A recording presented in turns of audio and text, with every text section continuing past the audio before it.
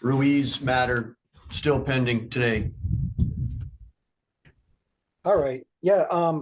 Yeah, the department is ready. I'd like to call Ann Sullivan, please. Before he calls the witness, I just want to explain to Tessa, we discussed this is not the trial, but this is a probable cause hearing. So just in case you thought what happened, but okay, she understands. Very good. Thank you. All right.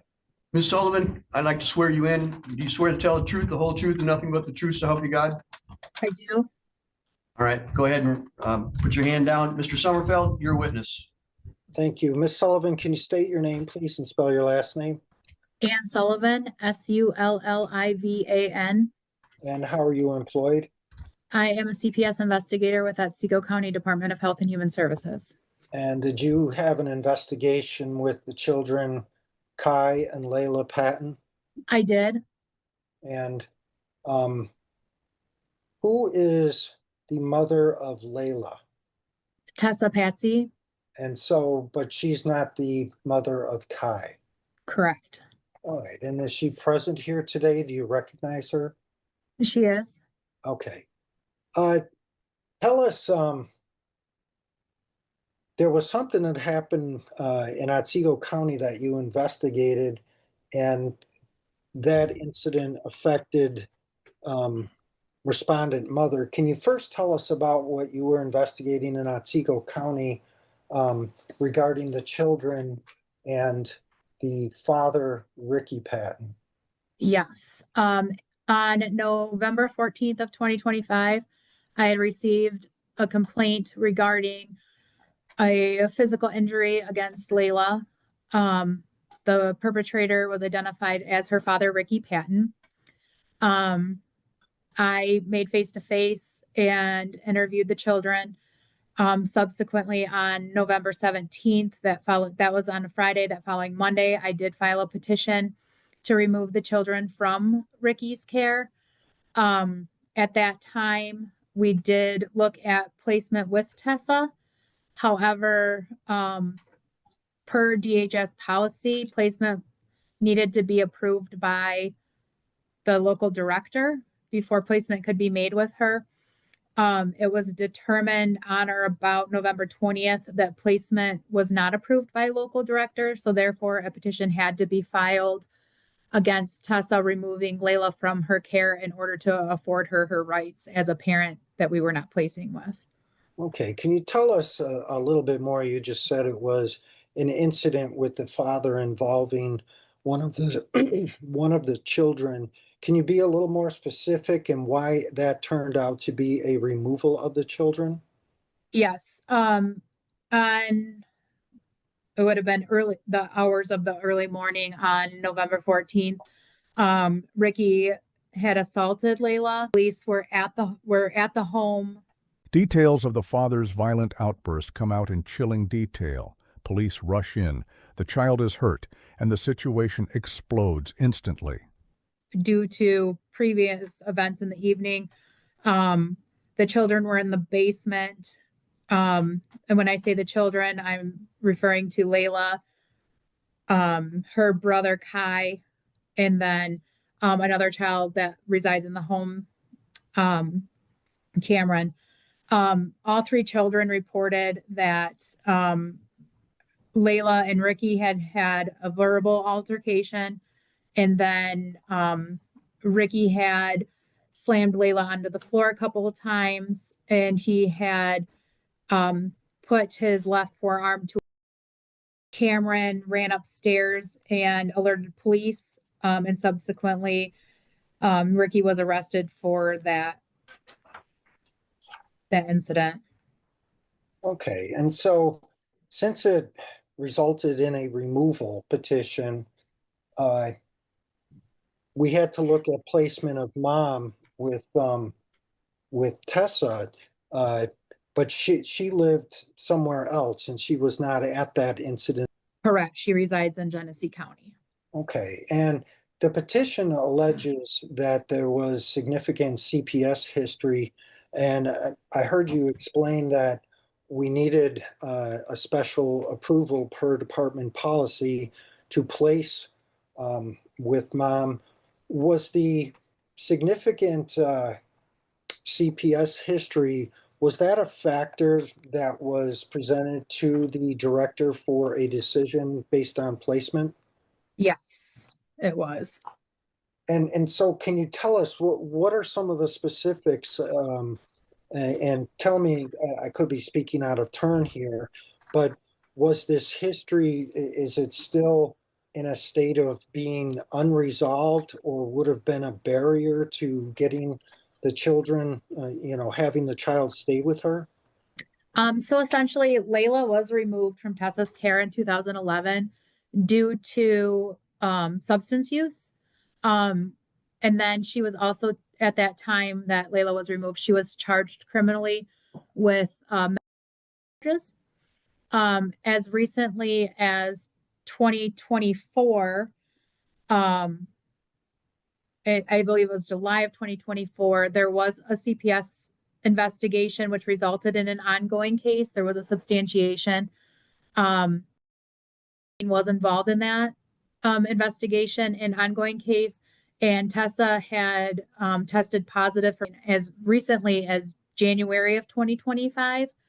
And then during that ongoing case, ultimately they did close that case because Tessa was refusing drug screens. She had blocked the worker's number and was refusing to participate in services that were being offered to her during that ongoing case. Okay, and then your petition talks about when Tessa was placed with her mom, she was out of school for a significant amount of time. Can you tell us about that? Yes. As of right now, Layla is enrolled in school as a freshman. She should be at a junior level. It was reported by Layla as well as the previous CPS worker in Genesee County that Layla had not attended school and was not enrolled in an online program for approximately 2 school years. Okay, and the father of Layla, Ricky Patton, he was granted custody of Layla in 2025, June of 2025. Yes, he had filed a motion with the court requesting custody of Layla. About the time, it was just after the ongoing CPS case had closed. He was granted full custody of Layla. All right. And so was she awarded parenting time of Layla? She was awarded parenting time visits every other weekend. Okay. Did she take advantage of that? Did she have parenting time? She had her first parenting time at the time that the court granted the custody to Ricky. She kept her that weekend, and then Layla went to Ricky's care. And then it was reported that she did not exercise parenting time until it was either late October or early November of 2025. So she had gone approximately 3 or 4 months without exercising that parenting time. Okay. And that we're talking about June to October or November of 2025. Correct. Well, sure. Her last parenting time was, I believe it was the first weekend of July. So it would have been from July until October or November. Correct. All right. And did she express, well, first of all, how old is Layla? Layla is 16. And did she express one way or the other any about going to live with her mother? She did. Layla expressed to me that living with her mother was very traumatic for her. She was often left alone and caring for her twin siblings, who I believe are 9.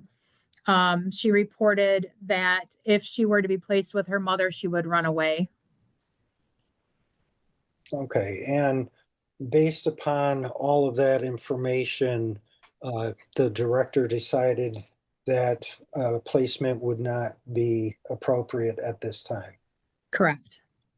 And so then the department had to file an amended petition, also making mom a respondent. Yes. Okay. And so at this time, the department takes the position that mom, respondent mother here, her home is unfit due to neglect or unmet needs that would make, put the child at a risk of harm? Correct. Okay. And then your petition also alleges that, um, in addition to the child expressing the desire to run away if placed with mom, that she suffered significant trauma. Do you think that there could be a substantial risk of mental harm to the child if she were to be placed with Tessa at this time? Based on what Layla has expressed to me, she wouldn't go into a lot of detail about the trauma, but I would say I would agree with that statement. Yes. Okay. The spotlight turns to the mother's past filled with drugs and CPS cases. Old problems resurface, raising huge doubts about her ability to parent. All right. Thank you, Judge. I have nothing further.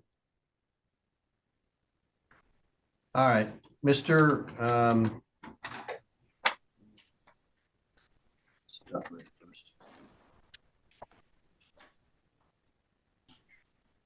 Mr. Delaney, do you have cross-examination questions?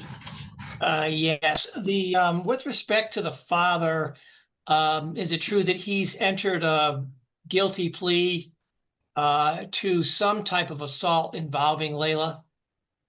I am not familiar with where he's at in his criminal case, so I don't know the answer to that. All right, is he at the county jail, the Otsego County Jail at this time? He is. Okay, on these pending charges? Correct. Okay. The assault or the alleged assault by Ricky Patton on his daughter Layla, you became aware of that on or about November 14th of 2025, is that correct? Correct. Okay. Prior to that time, everything that you testified to regarding the mother, the department already had knowledge of, is that correct? That is correct. However, none of those allegations that were known to the department about Tessa before the incident involving Ricky Patton, before November 14th, didn't warrant the department filing a petition at that time. Is that correct? That is correct. Okay. If it didn't warrant a petition before November 14th, why does it warrant a petition now? Essentially, because the department did file the petition against Ricky following that incident and removed from Ricky's care, and Ricky had full custody of Layla at that time. So essentially with that removal occurring, we had to assess placement with Tessa per DHS policy. Has anyone at the department inspected the home of Tessa on or after November 14th? Yes, Genesee County DHS worker went to the home. Okay. Do you know when that was?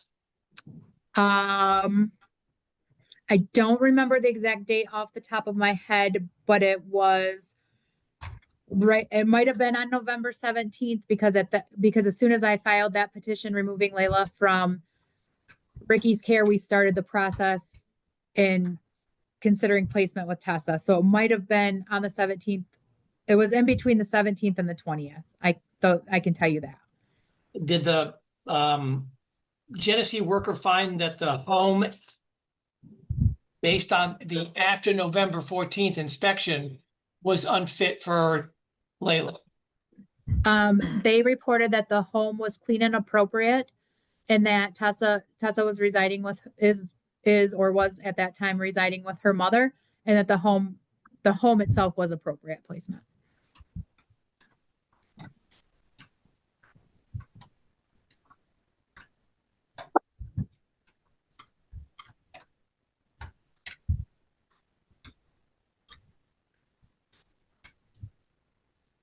with respect to the father, it's probably going to be some time before the department even considers returning Layla to his care. It essentially, I mean, based on the last hearing, Layla might not return to his care. Okay. So the department would have to consider placing the child with the mother, but at least at the moment, the home is appropriate of the mother. The home is, yes. The criminal and substance abuse charges go back all the way to 2011. Is that correct? That is correct. Okay, so that's 15 years ago? Yes. Okay.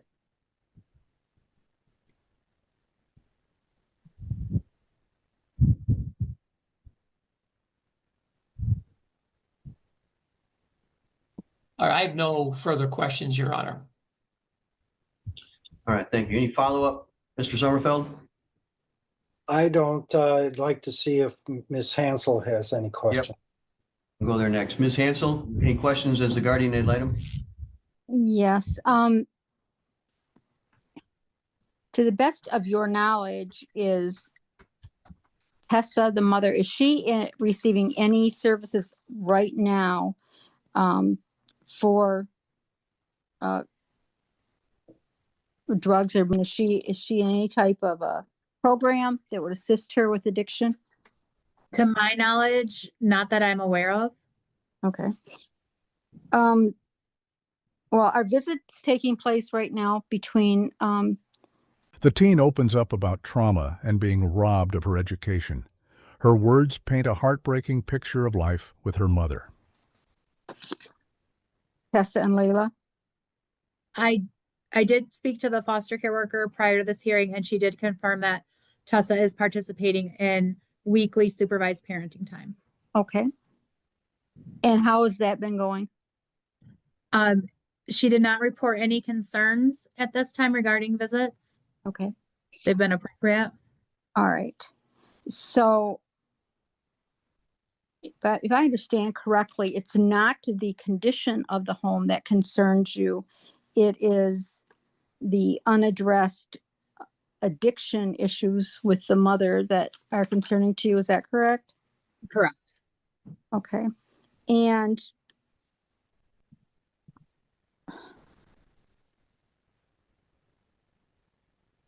so you are seeking a plea from the mother, and so that she may engage in, so that it can be ordered that she engage in services that would be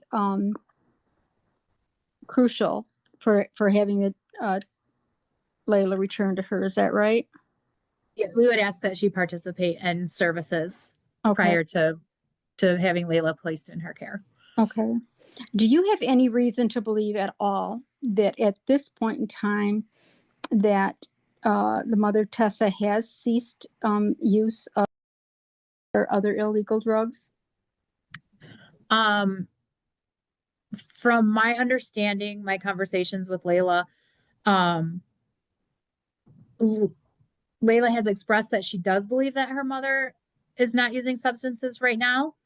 However, Layla has expressed to me that with Tessa living with Layla's grandmother, that has helped that situation.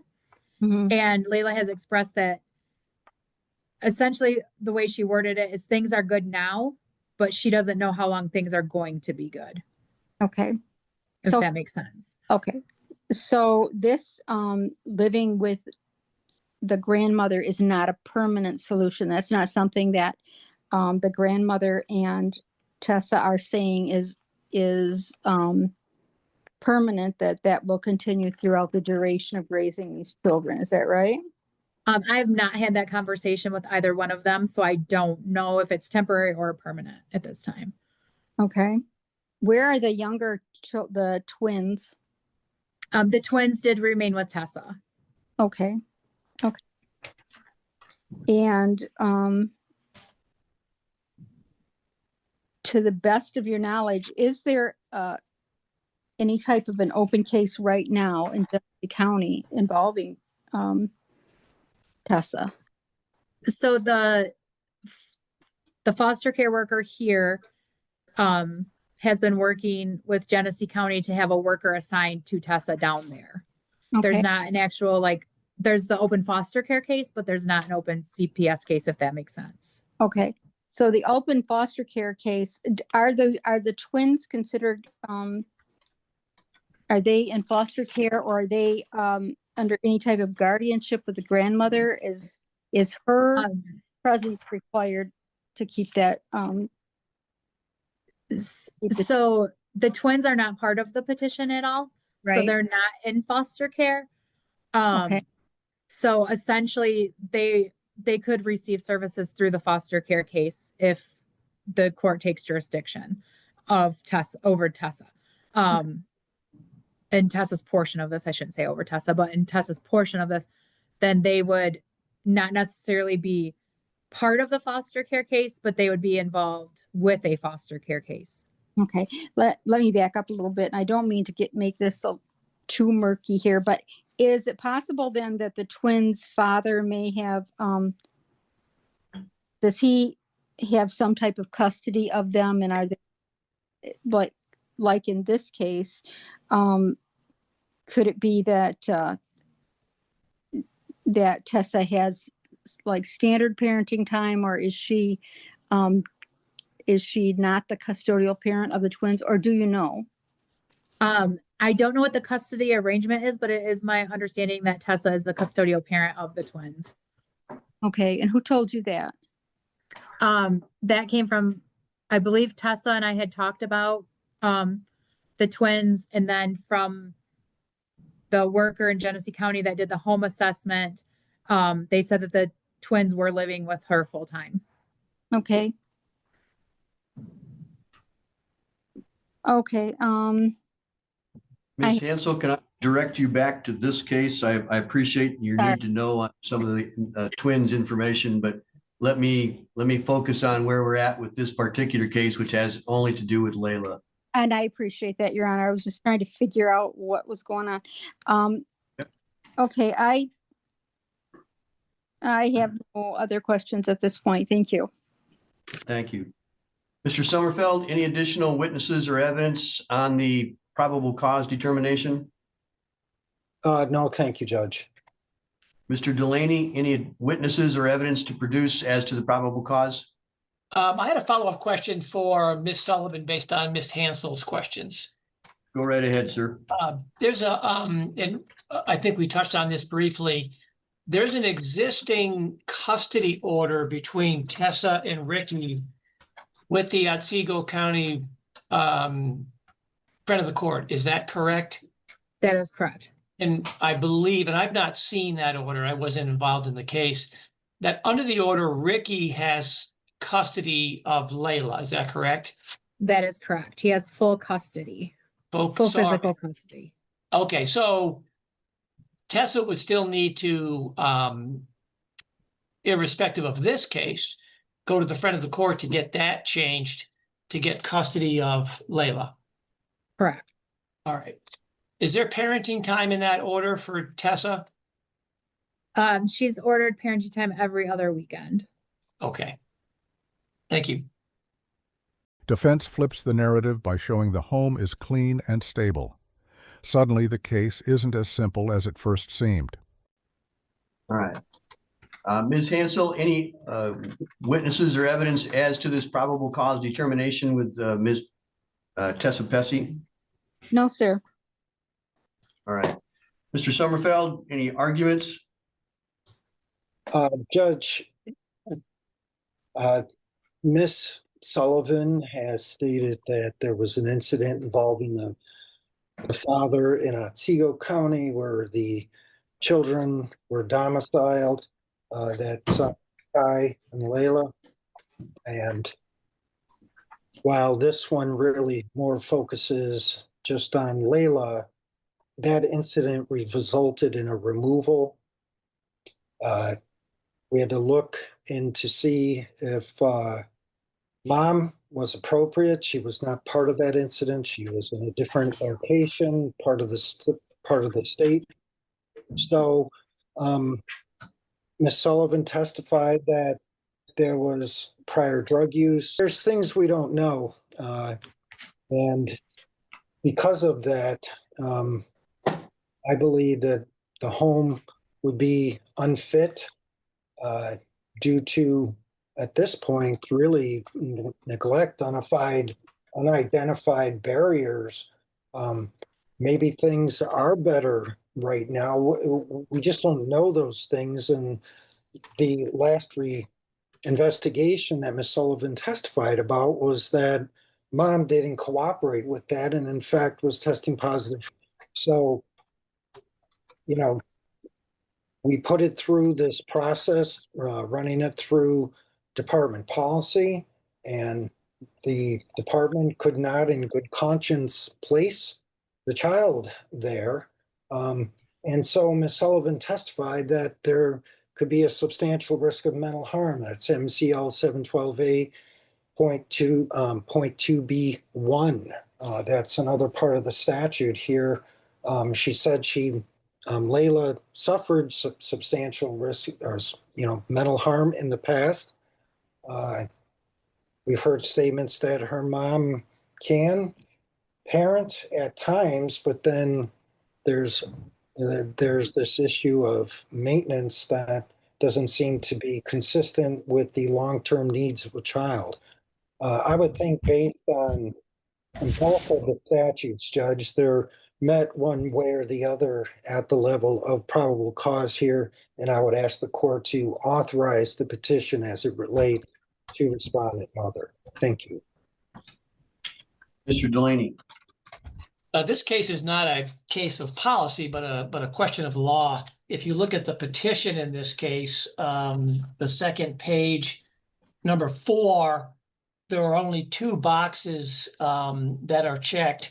And I certainly have had cases where a father who is not the custodial parent has never seen a child since it was born, and the child is 5 years old, but the mother gets involved in some activity, let's just say drug use. And the father takes the position that, look, I'm in California. I know I haven't seen this kid in 5 years, but I've never abused this child. Why am I being brought into this? That would trigger one of those boxes in that case. And I've had cases that have been like that. And so it's proper care and custody. True, you haven't impacted this child and DHS has stayed out of your life. But now that the mother has an issue, who's the custodial parent, they're now looking at you. But those aren't the facts here. Prior to November 14th, the mother was not petition worthy at all. And now the mother is petition worthy, and they're general allegations. Let's look at the first box that's checked. The parent or other parent legally responsible for the care and maintenance of the child has neglected or refused to provide proper care and custody. That's not the case here. And it continues medical, surgical, morals, and has subjected the child to a substantial risk of harm. And that's as of November 14th of 2025. We can't have petitions that cover an entire person's lifetime and say 15 years ago, 16 years ago, a month ago, 2 months ago. It's very speculative, even at a probable cause hearing. The second box that's checked is that the home or environment, and the court knows the list, neglect, cruelty, drunkenness, is an unfit place for the children to be. I believe that those allegations fit the requirements of the allegations made in the amended petition, which include the parent or other person legally responsible for care and maintenance, when able to do so, neglects or refuses proper or necessary educational or other care necessary for the child's health or morals, or subjects the child to a substantial risk of harm to her mental well-being, and also that the home or the environment by reason of neglect is an unfit place for the child to live. The testimony in this case indicates that there was an unfit home environment, and I differentiate between the physical findings of the home being fit and the care and necessary for a child within the home being fit. There was within the home for a long period of time. 2011 it began, was ongoing as of 2024 and into 2025. So there was long and difficult substance abuse history there, charges and ongoing CPS cases for lengthy periods of time, which lead the court to believe that would be an unfit place for the child to live in. There was also allegations of unfit home environment due to educational neglect. The child actually missing 2 full school years. She should have been a junior in school and now is a freshman in school. And so there would be educational neglect, which would make the home an unfit place for the child to live, and also not provide proper necessary educational care and lead to a substantial risk of harm for mental well-being. And finally, there was the trauma that Layla indicated to the Department of Health and Human Services that she had while living with mom, indicating that there was a substantial risk of harm to her mental well-being and that the home environment due to neglect was an unfit place for the child to live in, indicating directly from the child.